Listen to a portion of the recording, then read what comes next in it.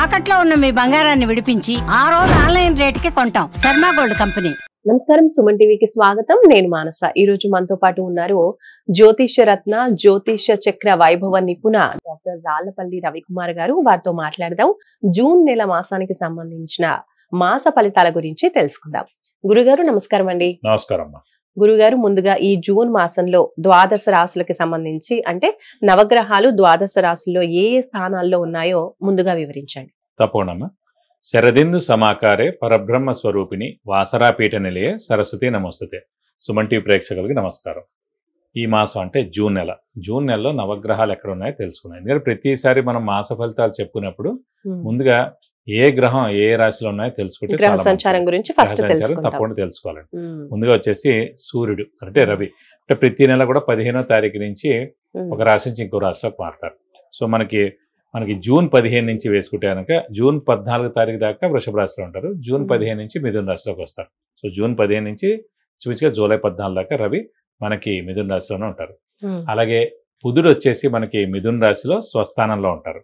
అలాగే మనకి శని వచ్చేసి ప్రస్తుతం మీన రాశిలోకి ప్రవేశించారు. అలాగే గురువు కూడా మనకి మిథున రాశిలోకి ప్రవేశించారు. మిథున రాశిలో ఉంటారు ఈ సంవత్సర కాలం అంతా. శని కూడా సంవత్సర కాలం అంతా మీన రాశిలో ఉంటారు. అలాగే రాహు వచ్చేసి మనకి కుంభరాశిలో ఉంటారు. అలాగే మనకి కేతు వచ్చేసి మనకి సింహరాశిలో ఉంటారు. అలాగే కేతుతో పాటు కుజుడు కూడా అక్కడే సింహరాశిలో ఉంటారు. ఇది కాకుండా ముఖ్యంగా శుక్రుడు వచ్చేసి మనకి మేషరాశిలో ఉంటారు. ఈ కాంబినేషన్ అంతా మనకి ఈ నెలల్లో ఇలా ఉంటుంది. ఇప్పుడు ముఖ్యంగా అంటే 5/6/2025 నుంచి కుజుడు నీచత్వం వెళ్ళిపోయి మనకి సింహరాశిలోకి ప్రవేశిస్తున్నాడు. ఇన్నాళ్ళు మనకి ఈ యుద్ధ వాతావరణం తీసుకోండి, ఎర్త్క్వేక్స్ లాంటివి తీసుకోండి, అలాగే ఫైర్ యాక్సిడెంట్స్ తీసుకోండి, అలాగే ఇల్లు కూలిపోవడాలు కానివ్వండి, ఈ మిలిటెంట్ అటాక్స్ కానివ్వండి, ఇవన్నీ కూడా ఈ నక్సలైట్స్ కానివ్వండి, ఇవన్నీ సమస్యలు కూడా ఒక కొలిక్కి వచ్చినట్టమాట. 5/6/2025 నుంచి కుజుడు నీచత్వం వెళ్ళిపోతున్నాడు. ఎందుకంటే ఇది లాస్ట్ ఇయర్ అక్టోబర్ నుంచి ఉంది మనకి కుజుడు నీచత్వం అనేది. సరే వక్రగతి అని మామూలుగానే వచ్చింది, మళ్ళీ ఏప్రిల్ నుంచి మళ్ళీ విజృంభించింది. సో ఈ కుజుడు నీచత్వం అనేది వెళ్ళిపోతే కనుక మనకి దేశానికి కూడా అంటే పీస్ఫుల్గా ఉంటుందని చెప్పుకోవచ్చు. కానీ ఇక్కడ ఏంటంటే మళ్ళీ కుజుడు కూడా ఇక్కడ సింహంలో వచ్చినా కూడా కేతుతో కలిసి సప్తమ స్థానంలో ఉన్న రాహుని చూస్తున్నాడు. కాబట్టి ఇప్పుడు కూడా కొంచెం ఉధృతి ఉంటుంది. అంటే మనకి ఎప్పటిదాకా ఉందంటే మనకి 28 జూలై 2025 వరకు ఈ కుజుడు కేతు కలిసి ఉంటారు. ఈ కుజుడిని రాహు చూస్తుంటాడు. సో 28 జూలై దాకా కూడా మళ్ళీ ఈ ప్రకృతి వైపరీత్యాలు కానివ్వండి ఇలాంటి వరకు చిన్న చిన్న జరిగేందుకు అవకాశాలు ఉన్నాయి. అలాగే యాక్సిడెంట్స్ ఎక్కువగా జరిగేటట్టు ఉన్నాయి ఈ 1 మంత్ ఈ 2 మంత్స్లో కూడా. అలాగే ట్రైన్ యాక్సిడెంట్స్ అవనివ్వండి, అయితే బస్ యాక్సిడెంట్స్ అవనివ్వండి, ఫైర్ అంటుకోవడం కానివ్వండి, షార్ట్ సర్క్యూట్ కానివ్వండి, ఇల్లు కాలిపోవడం కానివ్వండి, అలాగే చిన్న చిన్న యుద్ధ వాతావరణం కాదు కానీ ఇలా అనవసరమైన చిన్న చిన్నవన్నీ కూడా జరిగేందుకు అవకాశాలు ఉన్నాయన్నమాట. సో కొంచెం జాగ్రత్త వహిస్తే సరిపోద్దని చెప్పుకోవచ్చు. అలాగే మనం ఇప్పుడు ఎక్కువగా మన రాశి ఫలాల్లో వివాహం గురించి వాటి గురించి చెప్పుకుంటాం. ఎందుకంటే వివాహం మెయిన్గా ఏంటంటే ఈ మూఢం అవి ఉన్నప్పుడు చేయకూడదు. అంటే ఏదైనా ఎన్ని శుభకార్యం అంటే ఈ ఇంటి గృహప్రవేశం కానివ్వండి, శంకుస్థాపన కానివ్వండి, అలాగే వివాహం కానివ్వండి, అలాగే ఎంగేజ్మెంట్ కానివ్వండి, ఏదైనా ఎన్ని మేజర్ శుభకార్యాలు ఏవైనా సరే మూఢంలో చేయకూడదు. ఎందుకు మనం అలర్ట్ చేస్తున్నాం అంటే అండి, మూఢం మనకు ఇంచుమించుగా 3 నెలల పాటు ఉందండి. ఫస్ట్ వచ్చేసి ఇప్పుడు 10th జూన్ నుంచి 8th జూలై దాకా మూఢం ఉంది. సో ఈ టైంలో మనం ఏమి అంటే కనీసం పెళ్లి చూపులు కూడా చూడడానికి వీలేదు అనమాట. సో అందుగురించి ఇది మనం వేస్ట్ చేయకూడదు టైం. ఈ ఏడాది గురుబలం బాగా ఉన్న వాళ్ళందరూ కూడా త్వరగా మనం ఫిక్స్ చేసుకుంటే మంచిది. అలాగే మళ్ళీ నవంబర్ 30 నుంచి 13th ఫిబ్రవరి 2026 దాకా అంటే అదొక 75 రోజులు. ఈ 10th జూన్ నుంచి 8th జూలై దాకా తీసుకుంటే 30 రోజులు. చూసి ఓవరాల్గా మనకి 100 రోజులు 105 రోజుల దాకా మూఢమే ఉంటుంది ఈ సంవత్సరం అంతా. కాబట్టి గురుబలం బాగా ఉన్న వాళ్ళ మటుకు గట్టి ప్రయత్నం, మానవ ప్రయత్నం, స్పీడ్గా స్మార్ట్ వర్క్ చేసి ఏదైనా చేసి ఫాస్ట్గా పెళ్లి కుదుర్చుకోవడం అనేది చేసుకుంటే చాలా మంచిది. ఇప్పుడు వృషభ రాశి. గురుగారు, వృషభ రాశి వాళ్ళకి ఈ జూన్ మాసం ఏ విధంగా ఉండబోతోంది, ఎలాంటి శుభ పరిణామాలు కనిపిస్తున్నాయో తెలియచేయండి. తప్పకుండా. వృషభ రాశి అనగానే మనకి కృత్తిక 2, 3, 4 పాదాలు, రోహిణి 1, 2, 3, 4 పాదాలు, మృగశిర 1, 2 పాదాలు, ఈ నక్షత్రాల సమూహం అంతా మనకి వృషభ రాశిలోకి వస్తుంది. మనం ఇదివరకు కూడా చెప్పుకున్నాం, చంద్రుడు మనస్కారకుడు, బుద్ధికారకుడు, అలాగే మాతృకారకుడు.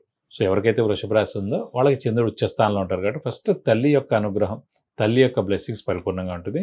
అలాగే వీరికి కూడా తల్లి అంటే ప్రాణంగా ఉంటారు కూడా. సో ఫస్ట్ ఆఫ్ ఆల్ ఎప్పుడైతే తల్లి బ్లెస్సింగ్స్ ఉన్నాయో తప్పకుండా 100% సక్సెస్ అవుతారు. కొంచెం స్ట్రైట్ ఫార్వర్డ్గా నీతి నిజాయితీగా కూడా ఉంటారు. సో ఈ వృషభ రాశి వారికి మటుకు పట్టిందల్లా బంగారం చెప్పుకోవచ్చు ఈ సంవత్సర కాలం అంతా వాడ. ఎందుకంటే మనకి ఇందా నుంచి చెప్పుకున్నాం గురుబలాన్ని.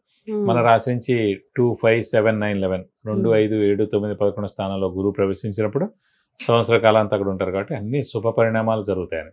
సో శ్రమ, కాలం, ధనం వ్యర్థం కాకుండా ఉంటుంది. అవసరానికి డబ్బు సమకూరుతుంది. రావాల్సిన బాకీలు వసూలు అవుతాయి. షూరిటీస్ పెట్టవచ్చును. స్పెక్యులేషన్స్ కలిసి వస్తాయి. వ్యాపారస్తులకు పట్టిందల్లా బంగారం చెప్పుకోవచ్చు. కొత్త వ్యాపారం స్టార్ట్ చేయొచ్చు, లేదంటే ఎక్స్పాన్షన్ జోలికి వెళ్ళచ్చు, లేదా మధ్యవర్తిత్వం కూడా వహించవచ్చు. షేర్స్ కూడా కలిసి వస్తాయని చెప్పుకోవచ్చు. అలాగే ఇది కాకుండా ముఖ్యంగా చెప్పాలంటే కనుక ఈ దైవబలం, దైవానుగ్రహం కూడా పరిపూర్ణంగా ఉందండి. ఎప్పుడైతే గురువు ద్వితీయ స్థానంలో ఉన్నాడో, ద్వితీయ అంటే కుటుంబ స్థానం, నేత్రస్థానం, వాక్స్థానం, ధనస్థానం. సో వాక్ చాలా బాగుంటుంది. అంటే వాక్ రిలేటెడ్ ఎవరైతే ఇప్పుడు మనకి ప్రొఫెషన్ ఉద్యోగం ఉన్నాయి, ఫర్ ఎగ్జాంపుల్ మీరు యాంకర్ ఉన్నారు, మీరు అలాగే డబ్బింగ్ ఆర్టిస్టులు ఉన్నారు, సో అలాగే న్యూస్ రీడర్స్ ఉన్నారు. సో వాక్తో సంబంధించిన ఎవరైనా సరే వాళ్ళందరికీ అత్యద్భుతంగా ఉంటుందని చెప్పుకోవచ్చు. ఆ ప్రొఫెషన్స్ అందరికీ వాక్ స్థానం బాగున్నట్టు. సో ధనస్థానం కూడా ద్వితీయ స్థానం అంటారు. సో ధనానికి కూడా ఇబ్బంది లేకుండా ధనం చాలా బాగుంటుంది. అలాగే కుటుంబ స్థానం అన్నారు. కుటుంబంలో ఏమైనా చిన్న చిన్న తగాదాలు ఉన్నా అవన్నీ కూడా సమస్య పోతాయి. అలాగే కుటుంబం కూడా ఏర్పడుతుంది. అలాగే మనకి ధనస్థానం, వాక్స్థానం, కుటుంబ స్థానం, నేత్రస్థానం. నేత్రస్థానం అంటే కళ్ళు.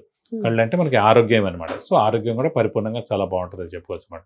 కాబట్టి ఇలాగా వ్యాపారస్తులు కానివ్వండి, విద్యార్థులు కానివ్వండి, అలాగే మీడియా వారు కానివ్వండి, క్రీడారంగం కానివ్వండి, అలాగే రాజకీయ నాయకులు కానివ్వండి, సో పత్రికా రంగం, మూవీ రంగం, సినిమా రంగం, వీరందరూ కూడా అత్యద్భుతంగా ఉంటుందని చెప్పుకోవచ్చు ఈ మాసం అంతా. ఎందుకంటే నవగ్రహాలు ఏవైతే ఉన్నాయో మెయిన్గా శని లాభస్థానంలో ఉండడం, గురువు ద్వితీయ స్థానంలో ఉండడం, అలాగే మనకి రాహుకేతుల బలం పరిపూర్ణంగా ఉండడం, ఇవన్నీ చూసుకుంటే కూడా అత్యద్భుతంగా ఉంది. కాబట్టి వీరికి పట్టిందల్లా బంగారం చెప్పుకోవచ్చు ఈ మాసం అంతా.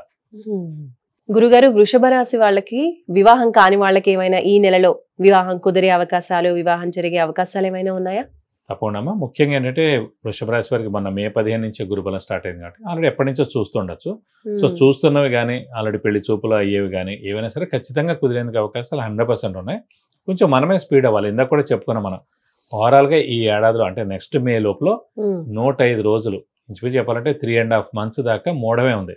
ఆ మూడంలో పెళ్లి చూపులు ఉండవు, పెళ్లి మాటలు ఉండవు, పెళ్లి ఏమంటారు ముహూర్తాలు ఉండవు, ఏవి ఉండనమాట. సో మనకి ఆల్రెడీ 3 నెలలు పోయినట్టే.